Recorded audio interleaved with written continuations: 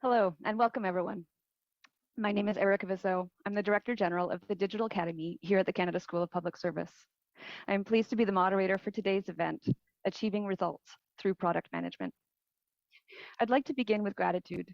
I'm speaking to you from Ottawa, Ontario, on unceded Algonquin Anishinaabe traditional territory. I want to express my gratitude to generations of Algonquin people, past and present, as the original caretakers of the space I occupy. I understand that some of you today may be viewing this event from various parts of the country, and I encourage you to take a moment to reflect and acknowledge on the territory you are occupying. We have a great discussion planned for you and want to have the best possible experience. Therefore, I have a few housekeeping items to go over before we start. First, to make your viewing experience better, we want to encourage you to disconnect from your VPN if you're already connected onto it, and you may even need to disconnect and reconnect from the event if you were on VPN already. Today's event will be in English, but we do have simultaneous interpretation and CART services available to you for this event. Just refer to the email that we sent to you either yesterday or this morning from the school to learn how to access those features. Before we dive in, I'll mention that this learning event will start with a presentation from Ayushi and then move into a question and answer period where I will select some of your questions for discussion. But you can enter your questions for answers before that Q&A period starts, and you can do that at any time by pressing that bubble chat icon located in the top right-hand corner of your screen. Even if you don't see your question appear, it does get to me. But note that we might not have time for all of your questions. Do continue to send them in. We'll endeavor to answer all of them that we can today, and those that we don't get to, we're actually going to make sure we embed those into our future learning products.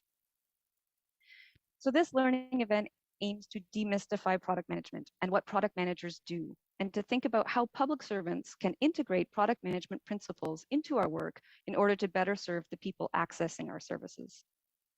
Product management is one of the domains we're building learning around at the Digital Academy because we see it as foundational to the Government of Canada's ability to deliver good services. We talk a lot about user centricity and iteration, which are two of the Government of Canada's digital standards. And product management is one of the practices that enables organizations to follow those standards at scale. But what is a product? And what does this have to do with programs and services? So I'll start with a few definitions the Digital Academy is working on. I'm going to note that these are not the definitive definitions, and every organization out there is going to have their own nuance applied to it. But this is what we're working with in the Digital Academy as we develop learning products around the concept of product management. We see it as a deliverable that satisfies a need, primarily the needs and wants of the end users. So in a Government of Canada context, example of a product could be the job bank, jobbank.gc.ca, which helps job seekers find work in Canada. Or another example of a product that we deal with in the Government of Canada context is Canadian weather data. We have interfaces that offer up-to-date and accurate weather data to the public. Product management is an ongoing process of research, engagement, measurement, and delivery in order to ensure that the needs and wants of the users are being met. So this means that product management practices can also be applied to programs, services, websites, and other interfaces that we work with for the individuals we serve. To use the same examples I just gave, a product manager would work to understand the challenges of job seekers and continuously improve the job bank's ability to help them get a job faster or more smoothly, or the work of refining and improving the delivery of weather data so that it meets the diverse needs of media outlets, scientists, and other weather data users.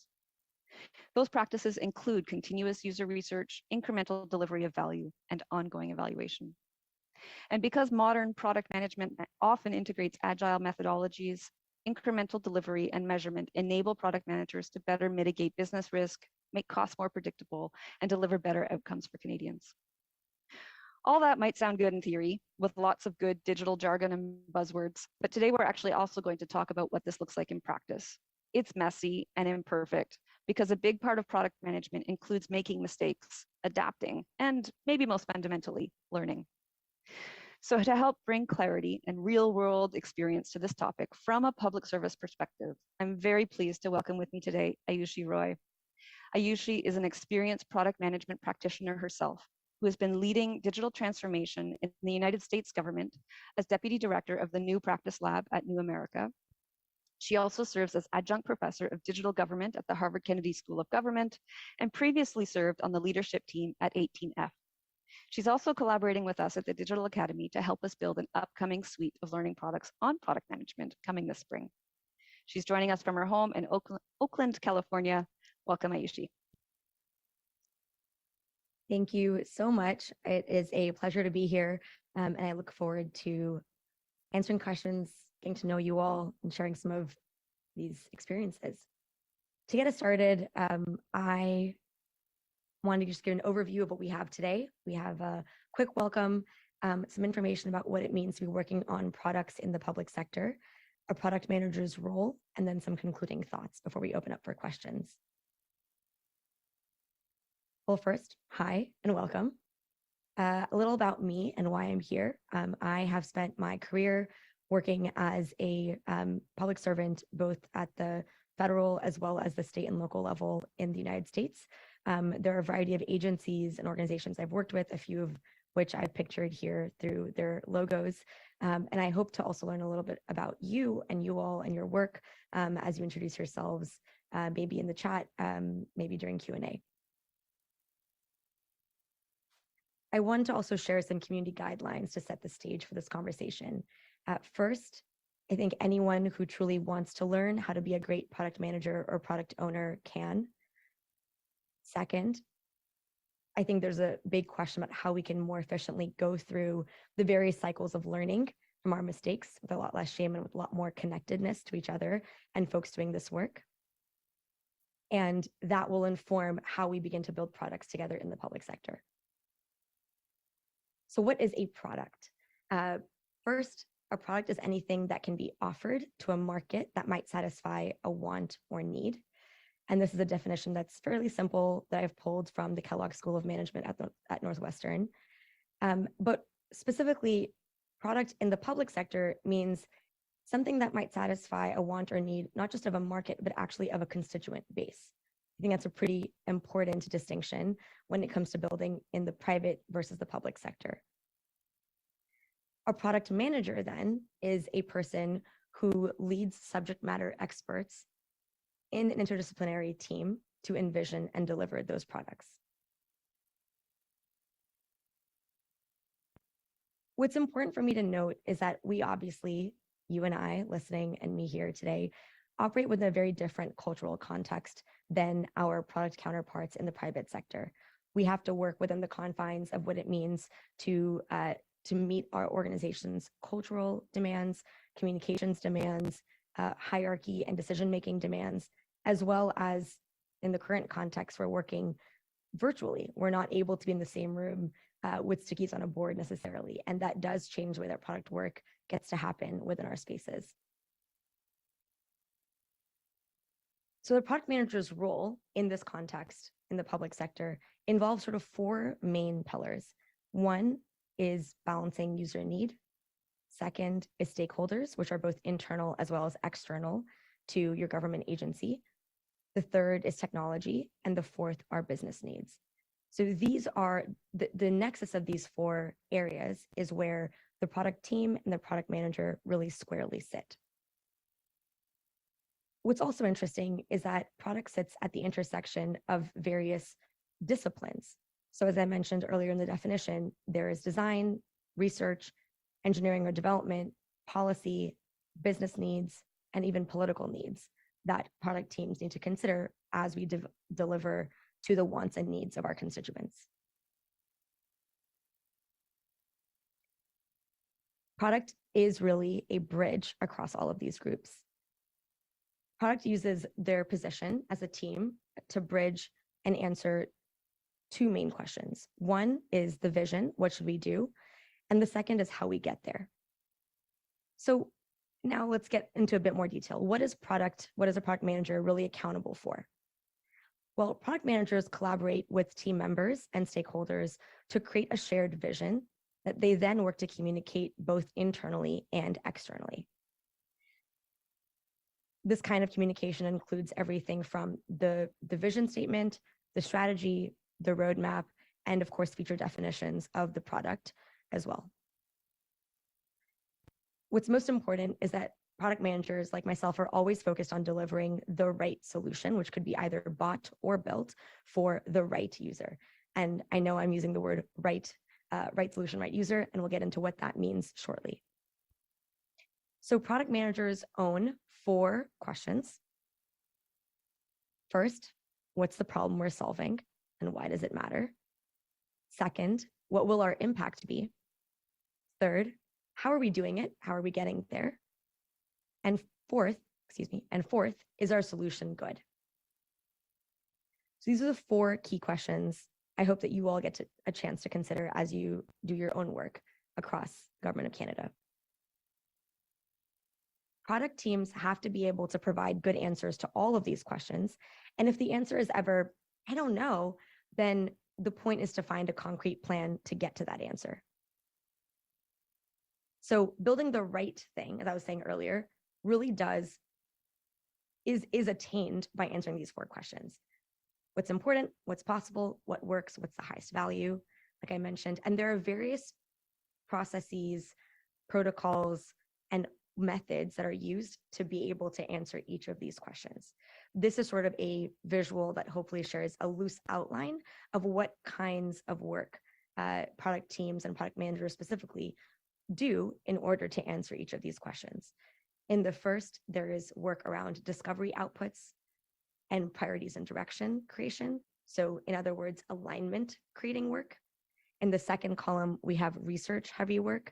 This involves collecting insights from constituents, user stories, stakeholder needs. The third column involves experimentation. So putting those research ideas into prototypes, iterating with those prototypes, and finding feature definitions. And then the fourth is prioritization and actual development.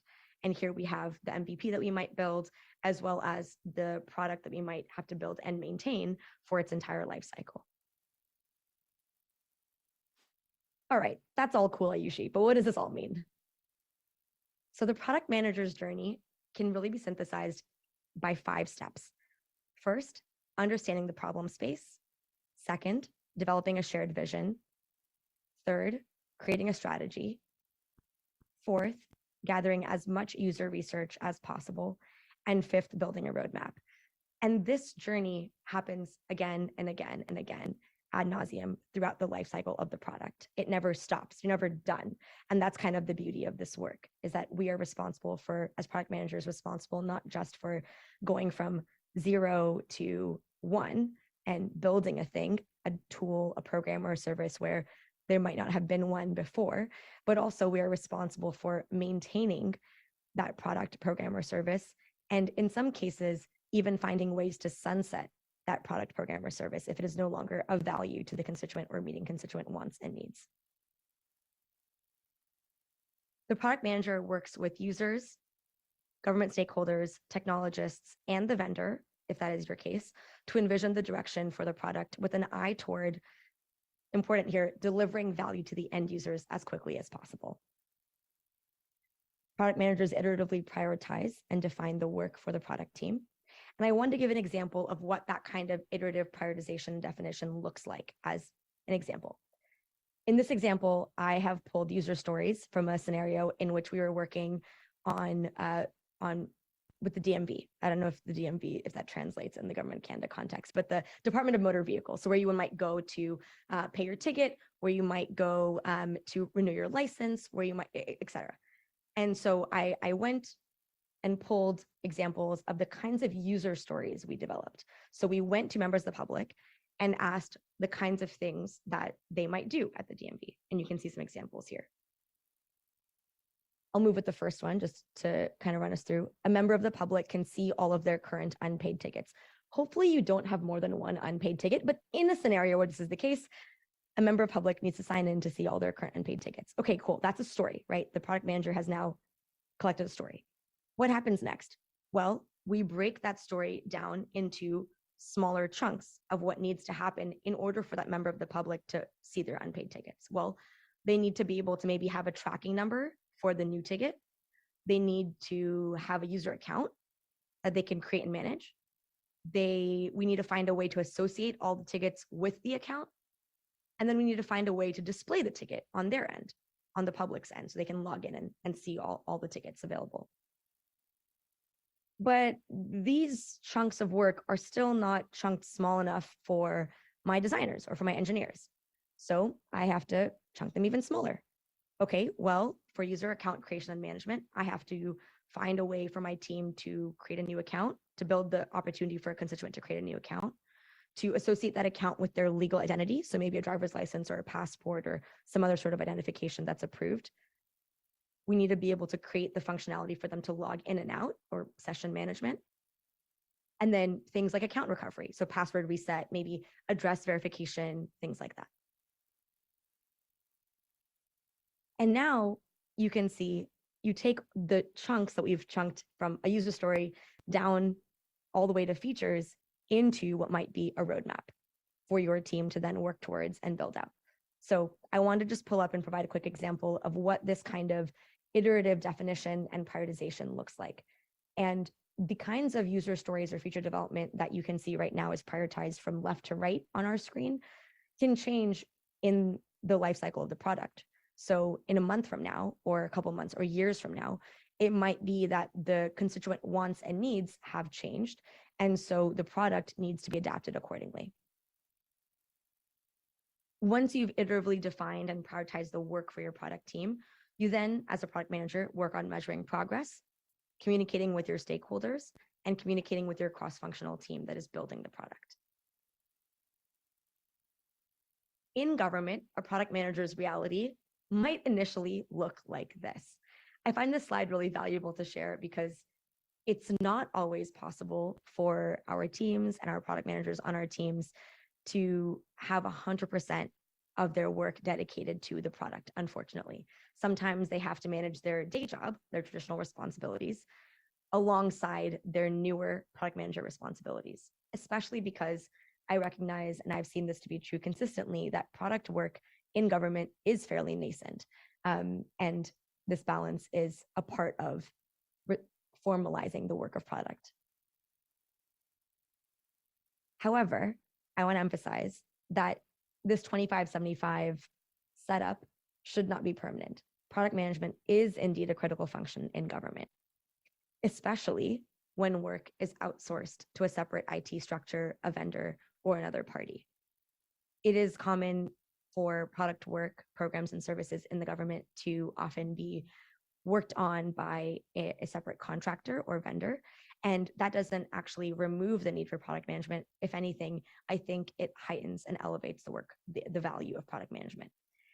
Product management, of course, is also important when you're building in-house, but we can talk about this further in our Q&A period. An example of how a government agile team might be structured when there is a vendor involved is that you have a single agency product manager with that .gov email, and then you have your vendor team, which might actually outnumber the product manager or the product team in-house. And that's okay, but this doesn't actually excuse the need for us within our agencies to have a dedicated product manager or product owner overseeing the work of the vendor team as they build out the program, the service, or the product. Product management, as I mentioned, is not yet widely adopted in government, but it is nearly impossible to own our agency's outcomes and our responsibilities to the public without it. Final thoughts as I close up here and open the floor. I believe product management is ultimately a Trojan horse for cultural change in our work within the public sector. Anyone can learn to be a great product manager, and we can more efficiently go through cycles of learning together as we learn what it means to bake and build products and product teams into our organization. I think when I say cultural change, what I'm trying to explain is that product is not just the output of our work, but it actually involves the methods of how we do the work as well. And various product methodologies, whether it be human-centered design, whether it be iteration in our work, constantly revisiting interdisciplinary work styles, all of these various methodologies are new and offer opportunities for the government to better orient itself to support our public and our constituents.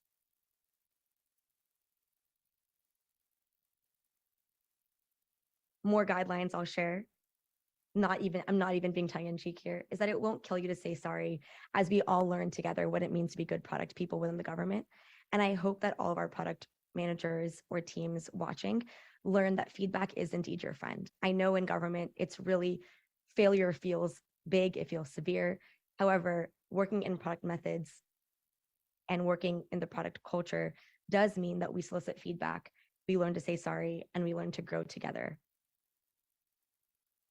And when in doubt, as I know I've had throughout my career, I hope that you realize you have a whole community of friendly folks you can call on across the border here in the United States, but also within, of course, the government of Canada to support you on your own product journey as a product manager. Thank you so much. I will pause there. I will otherwise talk all of your ears off for the rest of the afternoon. And I'm happy to answer any questions, share examples and case studies as you will. Thank you. That's great. Thank you so much, Ayushi. That's a really good intro into what product management is and what product management culture is about. Audience, I encourage you to start submitting your questions. Just a reminder that you can submit them using the bubble chat icon located in the top right-hand corner of your screen. So we'd be happy to start receiving your questions. Ayushi, I do want to ask one of my own before we jump into audience questions. So you talked about, you almost answered my question at the end, but I'd like to double back on it anyway. You said that the product management is really about cultural change and change in the way that we do things. And I think personally, I see this as being one of the biggest hurdles for us to get there, and maybe one of the biggest differentiation points between what it means in private sector versus public sector. You alluded earlier that there's all sorts of different constraints and guidelines and policies and such internal to public sector environments that we're all familiar with. But how do you do it? Like this is a really big question, but cultural change is hard. I think that many of us have been trying to change different parts of our culture. What you're presenting here is changing many fundamental pieces at once. And I wonder, I guess, what are the biggest keys to success? What are the biggest impediments? Absolutely. I'll share two components of product work that I've found to be the most formative in creating cultural change in a piecemeal fashion. I don't think overhauling systems or cultures or organizational design is the way to go. I think that a lot of our government, I'll start off by saying I think a lot of our government guardrails that we work within are there for very good reason. And I want us to all recognize that we do have to understand the history of where we work, why we work within the structures that we do. And there are ways I think product methods can create cultural improvements, positive impacts for how we do governance. Two examples. One, currently, I don't know if others have found this in their work, but I'll share in my experience, sometimes as a government employee, I find that I'm really removed from my constituents who I'm working to serve. So I'll give you an example. When I worked on unemployment insurance, which is, I don't know if that's the same sort of terminology. Okay, great. Which was especially critical during COVID. I am sitting in my bureaucratic office with my government team and thinking about who I know besides myself that has ever had to receive an unemployment check and what that experience was like. And the fact that it isn't as easy for me to just go out onto my sidewalk, into my neighborhood, speak with people with a variety of experiences receiving their unemployment checks is a disconnect that harms our ability to deliver as government. And that's not just limited to unemployment insurance, right? That's true for so many things. The government, our responsibility as government in the first place is to deliver to people in need. And if we can't execute on the service delivery functions that we are responsible for, whether they're for benefits programs or whether they're for just paying your parking ticket, either way, we're missing the very point of our job.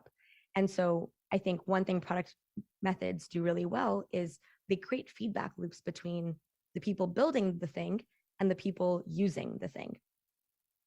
That kind of feedback loop, which we can call a variety of things, human-centered design, we can call it user story gathering, we can call it intercept interviews, like there are all these different, I don't even want to get into the product terminology of it, but the feedback loops between constituents and government is an opportunity created by product styles of work that I have found to be deeply beneficial in improving culture in my agency or my office. I think the second is changing communication patterns. I've often found working within agencies that I am sitting within an organization that then reports to another cohort of people that then reports to another cohort of people that reports to another, and you're working within this very bureaucratic, hierarchical, whatever you want to call it, sort of design of an organization. Again, there are often good reasons why this exists, but sometimes finding ways to, short circuit the communication channels is really helpful in order to then deliver to the constituents in need. And I've found that bringing my, C-suite equivalent, my senior leader, into the room where I am speaking with the constituent who is dependent on their unemployment check actually creates aha moments for the Secretary of Labor in a way that they may not otherwise have exposure to, not for any fault of their own, but because their day-to-day operations also involve managing the upkeep of their teams, responding to their various needs from above, perhaps, and so on and so forth. So sometimes the short circuiting really does energize, I think, the work of our agencies and of our offices in really positive ways. And I think those are two examples of how I found product methods to really improve cultural change, to your question, Erica. I love that. Thank you. And I think really fundamentally, the first part of your answer is putting that end user first. I think that's such a fundamental shift in the way we think that is so critical. And I just to throw in an additional example for our audience today, just an example from a Government of Canada context, we have a lot of departments that deliver grants and contributions to organizations in Canada. These are all of the programs that are meant to be feel-good programs because they are funding social initiatives by and large. But sometimes the effort of applying to one of those programs actually costs the organization more in resource dollars than they actually can hope to receive out of the program. So, applying for a $5,000 grant costs the organization $8,000 in time. And then we can equally find the same thing internally, that it costs us as a government $10,000 to process the application for a $5,000 grant.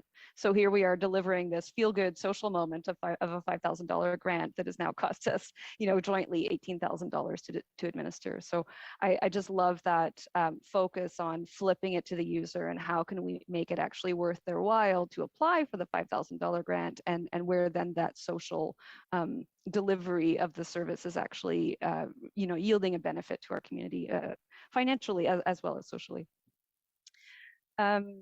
Perfect. I think we have some questions coming in. Also, I'm going to mention that not only can you click on the chat bubble, but you can also click on the raised hand icon at the top right of your screen. So just do please keep those questions coming in. So Ayushi, the first one we've got coming in is thus. During your time leading modernization of US governments and implementation of product management practices, you may have run across roles in the government like systems engineers for military and cybersecurity divisions. How do you see product managers and systems engineers working together? Both fields seem interdisciplinary. Thank you for this question. I really like this question. So it's worth noting that IT in government is not new. And systems engineers often do sit within maybe the IT arm or equivalent cluster within your agency or office. Product work, however, is newer and often sits within maybe a digital team or a digitalization team or something to that effect. I think names drastically vary even in the US context, and I imagine they do too in Government of Canada.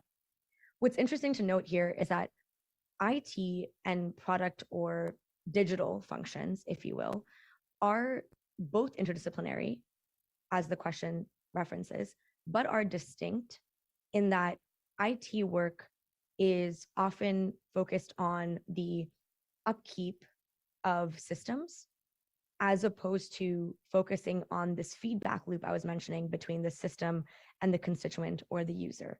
Whether the user is, administrative user or an external constituent user, that's the function of product work at its core, right? Product designers, product engineers, which may have, and all these folks may have overlapping skill sets with folks sitting on the IT team.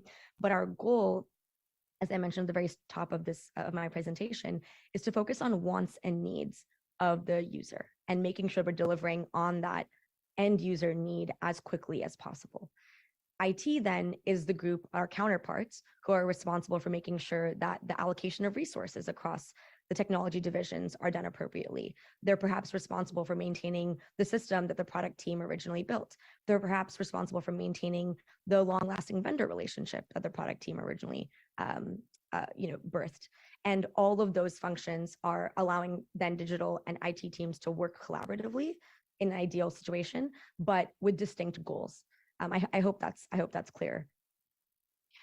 Yeah, and as a follow-up to that, Ayushi, so I'm hearing you say collaboratively, but with distinct goals. I was expecting you actually to say to work in an interdisciplinary, like one team that had the both functions embedded in it. So is there a preference one over the other, collaboratively with diverse goals, or multidisciplinary? Well, I think it really depends on the purpose of the work and upon the organization within which this work is happening. Product teams, in my experience, should be fed by 2 pizzas max. If I need more than 2 pizzas to feed the number of people on this team, it is no longer really a product team in the traditional sense of the word. And that's why I am hesitating to expand the scope of the team to include systems engineers or other forms of sort of critical IT functions, because IT functions aren't operating always on the same cycle every maybe 2 weeks, week, in the way that a product team is operating.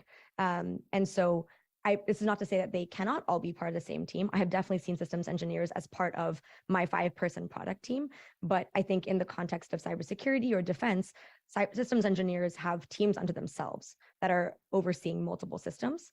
And I imagine baking all of those systems engineers into a product team would overwhelm the product cycle of work. That's really clear. Thank you for that. And thank you also for introducing me to measuring team size by pizza size. That's excellent. I won't tell you how many pieces I want.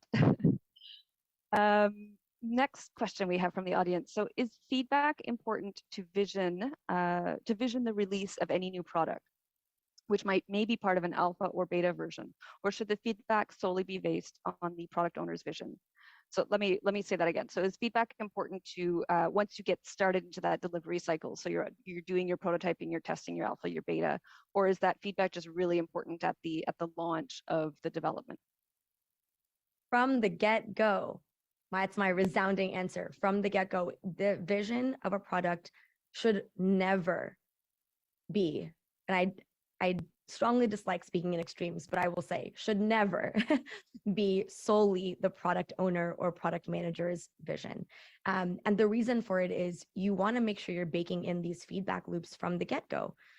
You want to make sure you have stakeholder alignment. If you remember my early visual of alignment being that first column, you want to make sure that you're aligning with your stakeholders from the beginning. Because the alternative is that the vision for the product is set by maybe one person or a handful of people.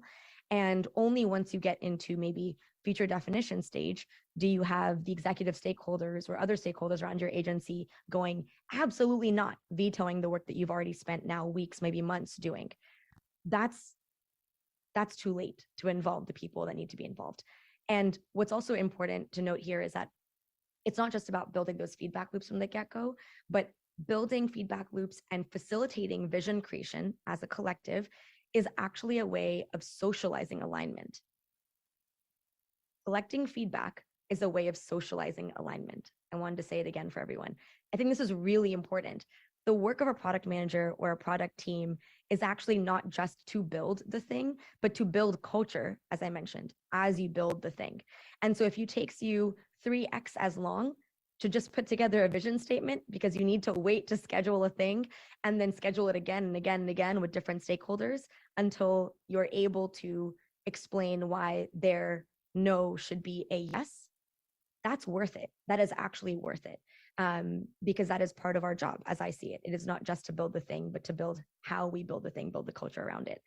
So yes, I would very much encourage that feedback and stakeholder alignment be a part of even the very first step with vision creation. And so actually, I'm going to, before we go to a next question, I want to add another layer onto the one you've just described, bringing us back into the public sector experience. We all know that that our leadership likes to have say in what we're working on, and sometimes the highest paid person in the room is the opinion that gets listened to.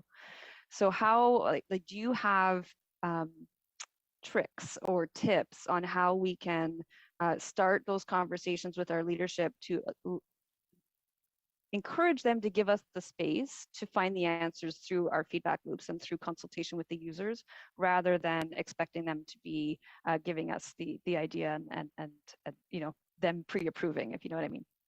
Oh, do I? Yes, absolutely. Let me give you an example of I have a bunch of these that I think will be shared through the future content that I am working to create with the School of Public Service. But I will preview one such lever or tool that I've used pretty effectively in that kind of space, Erica.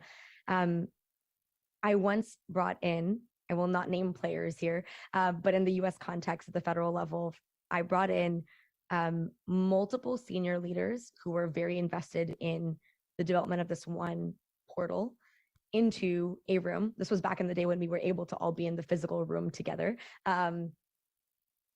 Gave them all pieces of paper and said, okay, here's the feature we are developing. We have heard from constituents that one of their needs is that they need to track multiple unpaid tickets. If you were us, and if you wanted us to build this view for our constituents, how would you do it? Gave them 5 minutes. They all drew a thing. And then we had a little gallery walk, a little show and tell. And as you'd expect, every single C-suite in the room had a different say in how that view of the portal should be built. And then I said, okay, I just kind of watched. I was like, okay, oh, now what? How do you decide? And because they were all of the same seniority level, there was this very interesting moment where they all kind of looked at one another and then looked at me. I looked at one another and said, because they couldn't step on each other's toes in the way that they could maybe point down the chain. And in that moment, I said, well, here's how we would do it is in our product team, when we all come to the drawing board with different ways that we might be able to support our constituents, we just go to the constituent and say, hey, option A, B, C, D, E, F, G, which one do you want? And we watch them click through, right? We have those, I mean, I'm sure folks have done the sort of live usability testing where you watch the user sort of navigate the digital portal. You take notes on what the user is having a hard time finding, which button is hard for them to use, which form is hard for them to read. And I explained, well, that's our process and product world. What do you think? And all of the 3 C-suite looked at me and said, that makes a lot of sense because we're not using this. They are. I was like, great. Well, that's who I am for you. That's who my team is we are the conduit between you and your goals and the users, the public constituents. And that was this moment of trust building and sort of aha, where they realized, oh, it doesn't actually even make sense for us to dictate the decisions that are not even up to us, but are actually up to the final user. And so there are little tools like this, which almost feel, maybe as I've said this story, folks are going, well, that makes sense. That's kind of obvious, but it's rare for I think product teams to really facilitate those kinds of sessions just for the sake of being able to prove how product work is done, right? That kind of meeting that I ran, the end goal was actually just to create an aha moment for my senior leadership, not to create a feature with my product team. I was almost marketing the point of product work rather than doing product work towards the product itself. And I think that is actually part of our jobs and product teams and product managers. And that kind of trust building then allowed me to run with my product team and only share back with the C-suite leadership on retros when we had our retros and demo days, as opposed to constantly needing to email them or ask them for their input or advice every single time we were shaping a feature or defining a feature. I love that concept of the aha moment. I mean, it's building trust, but it's also giving decision makers that shock reminder of, it's not about them, and it's maybe not about how their hierarchy has brought them up. It is, again, it's about that user. That's a great answer. Thank you. Next question, and I'm going to read it a little bit backwards. So we have a question here about a department where product management is just getting implemented. So they're new in these roles. And in purchase products, they're relying very heavily on consultants and system integrators to help bring that purchase product into their environment. But it's making it really hard for that department to find internal responsible actors. So going back to that slide where you had the diagram of you always need to have someone internally responsible and then working with your vendor team. So the question is, does the product manager in the government always have to be an internal employee, or is that the ideal, or can we delegate that trust to that vendor?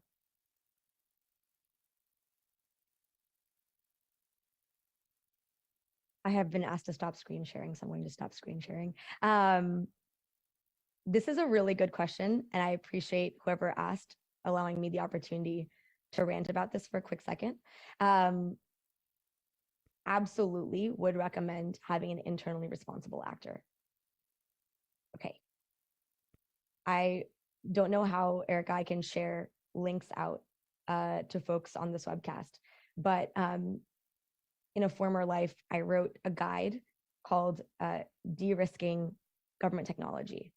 And there were colleagues of mine and I myself all worked on this. We have now 2 volumes of it. It includes lots of different replicable tools that folks can use. And the reason having an internal actor be responsible for a vendor team is because it does de-risk the thing that you are building on multiple fronts. One, the contractor, the vendor, is coming from a different private organization, most likely, which means they have their own bottom lines for their work. The contract that you've likely written to structure their time also then impacts their work, what they are doing, how they are doing it. And they do not have any incentive or interest in building culture and shaping culture within your agency. That's beyond the role, the scope of their job. However, if there is an internal decision maker who is supporting and overseeing and guiding the work of the vendor, it means a couple things can be possible. One, it means that you are working to keep informed all your various stakeholders to the work that's happening as it's happening. The vendor isn't going off for months and then coming back with, hey, here's the thing I built. No.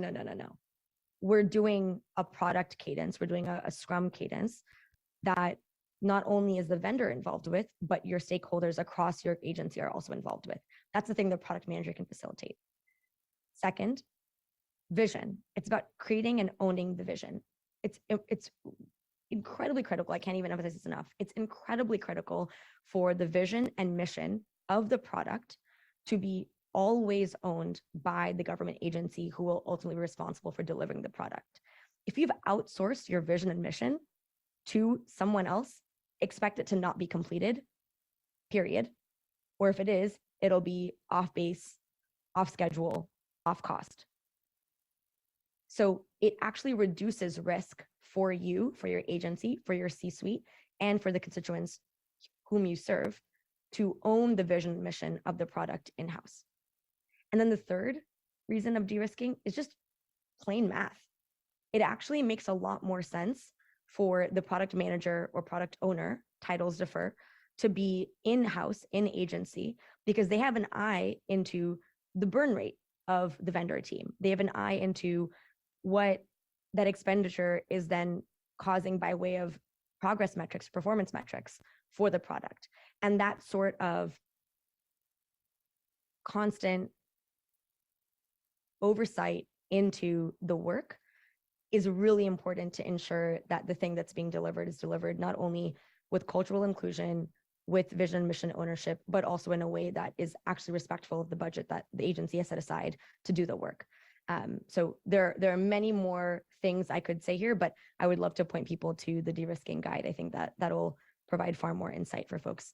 But my short answer is yes, please own the work in-house.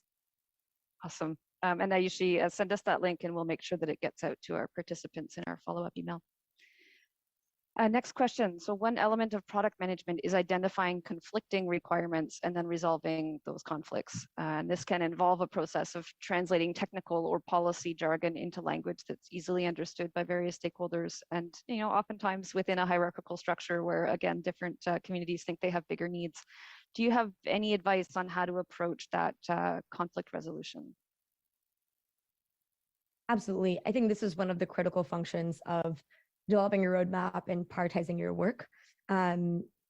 It again, not to sound like a broken record, but it comes back to the user. There are always going to be conflicts. There's always going to be multiple features that all feel deeply important to build out, or multiple epics or stories that all feel equally important to deliver towards in a product or service that you're building. But it all comes down to being able to turn those take those conflicting priorities or conflicting features or epics or stories back to your users, and observing users, speaking with users, conducting research with them, not just about them, but with them, and understanding what is the highest priority, what is maybe most critical, or balancing that against what is the lowest hanging fruit. Sometimes, depending on the situation, you actually want to take not the highest priority user story, but you want to take the easiest, lowest hanging user story and deliver on that first, especially in a context where, say, your executive leadership doesn't believe in the value of your work. And so taking a thing that is small, finite, attainable, and building that out just to prove to them that this is how product work works, to earn their trust and socialize your work, might actually be more valuable for your product team than building the most important feature for the constituent. And that kind of ruthless prioritization, and I do mean ruthless prioritization, is the responsibility of the product manager and the product team to constantly weigh, okay, do I need to spend my efforts building trust internally? Do I need to build focus my efforts on building for the constituent? And that kind of back and forth will happen over the entire course of the product.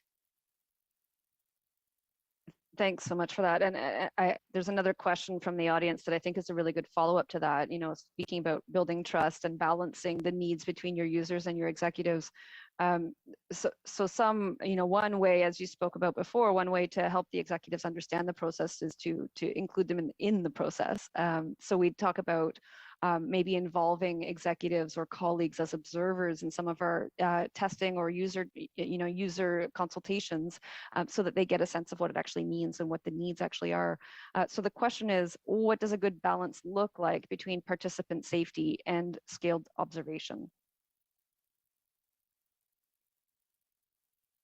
The balance is dependent almost exclusively on where you're at. It's fully context dependent. If you're in an environment where your executive stakeholders are fully bought into your work, heck, don't spend any time on trust building because you've got that. You've got that down pat. Focus exclusively on your users and constituent needs and participant safety as is framed in this question. If, however, you're in a world where your executive stakeholders may be creating a lot of hurdles, a lot of blockers, or maybe just don't understand the work that you're doing and why you're doing it that way, that's okay and should be the focus of how you then balance your efforts to ensure that you are building that trust vis-a-vis building for the constituent, right? So that's where the low-hanging fruit comes in, is you want to take on maybe work that you can prove quickly in 2-week cycles just to be able to show how product work works while also delivering some value to your constituents. Maybe not the highest value items, but still delivering value while showing trust. So it really just depends on the players you're balancing and the context of the work. Thank you. So this next question is actually admittedly one that I have had in the past, so I'm eager to jump to it. So there's a recognition that there's a similarity or perceived similarity between product management and project management. And then also, of course, today you've introduced some similarities with design thinking and human-centered design or user testers. So it sounds like many different people can take on the roles and responsibilities of being a product manager, based on those different backgrounds. Maybe they've had different titles before, and then moving towards this new model, they become this new title. So the question, we're curious about what you feel are the most important responsibilities and authorities that a product manager should have to be able to do the role successfully.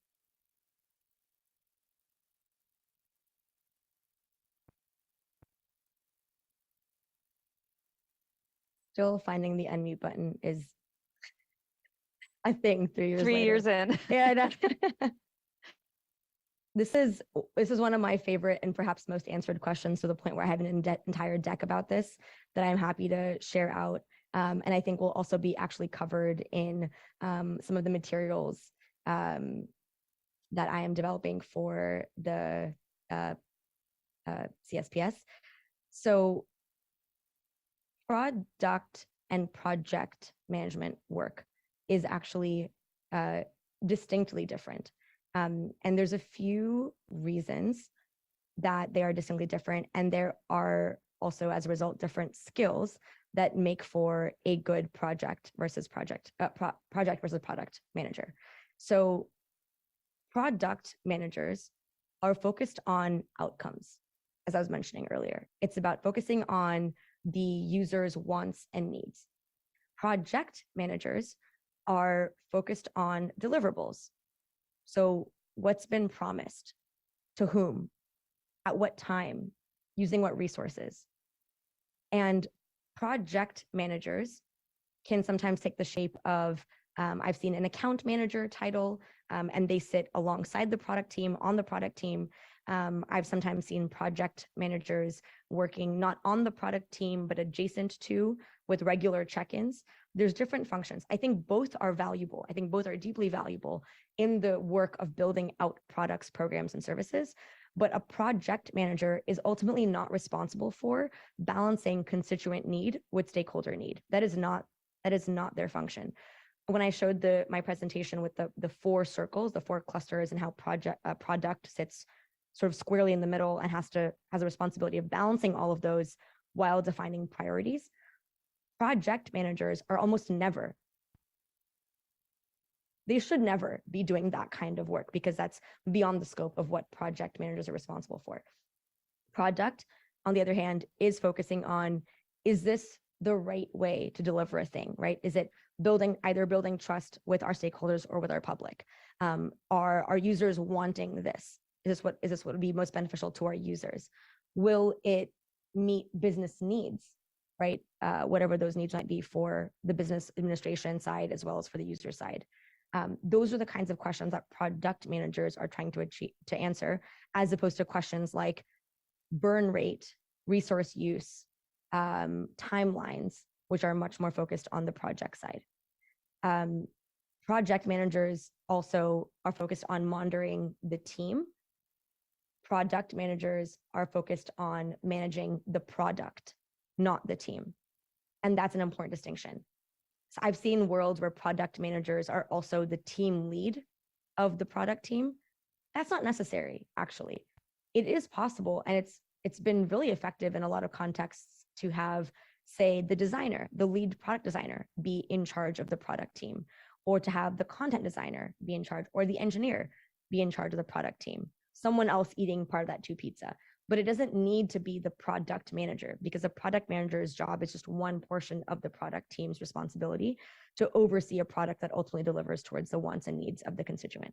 So those, I think, are it's really important. And as you can see, given the differences in their responsibilities, the skill sets then also, to your question, differ, right? Product managers don't necessarily need to be people. I think it serves them well to be people and keep an eye on their larger product teammates, but that's not necessarily their first skill set they need to have.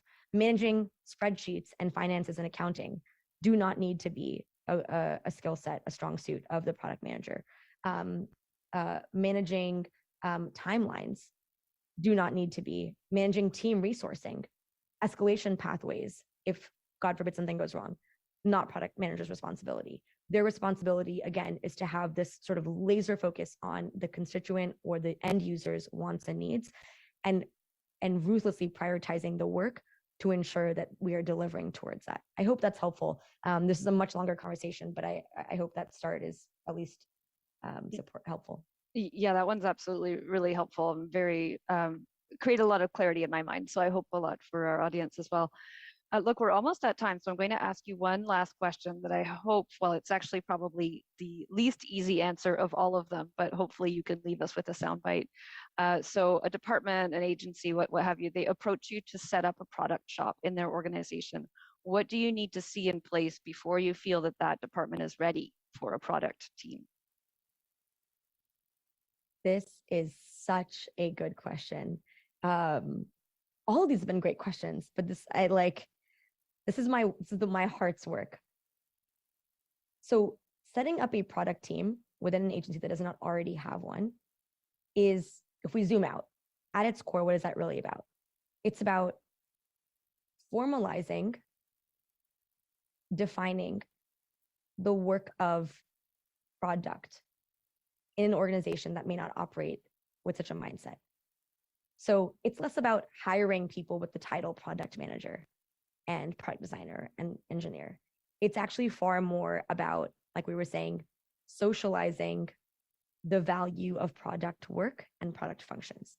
So if that's what we're trying to do here, if we're trying to build a product team in a place where it didn't exist before, we need to have a set of criteria about what would then ensure success for that product team.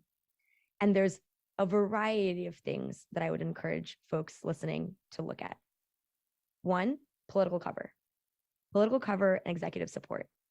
If this is an organization where every A and the in an email needs to be reviewed by someone else, they are not ready for a product team. If this is an organization where failure is akin to losing political cover or executive support, they are not ready for a product team in-house. If this is an organization that sees product as building a roof as opposed to constantly cleaning your house, they're not ready for a product team in-house. And the list goes on. But I think those are actually the most important is product work, is this organization seeing the work of product to be a recurring effort with short timescales? Are they willing and able to provide cover for and empower the product team, actively empower the product team? Are they willing to provide feedback as opposed to shame when failure inevitably happens? And I think the sub point of all of this is, will the product team ultimately feel empowered to have the access to end users and systems and players across the organization that will allow them to deliver towards the end user outcomes? So I'll pause there, but criteria around culture are going to be the most important determiner of whether a product team is going to be a good fit in that space. Fantastic. Great answers to all of these questions, Ayushi. It's such a great way to end this event, which has all of a sudden felt way too short. But Ayushi, I really want to thank you for being here with us today, for sharing all of your thoughts. Audience, stay tuned, because as you've heard a few times today, Ayushi is working with us here at the Canada School of Public Service to develop some asynchronous learning products that we can share with you over the, hopefully in the next couple of months. You'll see on the screen now as well, we've got another series of events that are coming up soon, a couple coming up on data that we really wanted to draw your eyes to, as well as artificial intelligence. We've got a new course that just came out called Introduction to Agile in the Public Service, as well as a GC Cloud for Managers and Executive Learning Path that has just come out as well. And then, like I said, there's all sorts of ways to stay involved with us. Product management, we are working on a suite of courses. There's a whole bunch of links on this slide, which will be sent to you if you'd like to become a tester or you'd like to learn more about the products that we're working on. So once again, on behalf of the school, I'd like to thank you, Ayushi, for joining us today. This was a fantastic conversation. And thank you to all of you, of course, across the country for being part of today's discussion. Last thing that I'll leave you with is just that your feedback is so important to us. We're managing products here at the school, which is our learning products. So your feedback on how we're doing is really, really important. And I do hope that you'll complete the electronic evaluation that you'll be receiving in the coming days. It's only with that feedback that we can hope to improve. So I hope you enjoyed today's event. Once again, thank you all and have a wonderful day.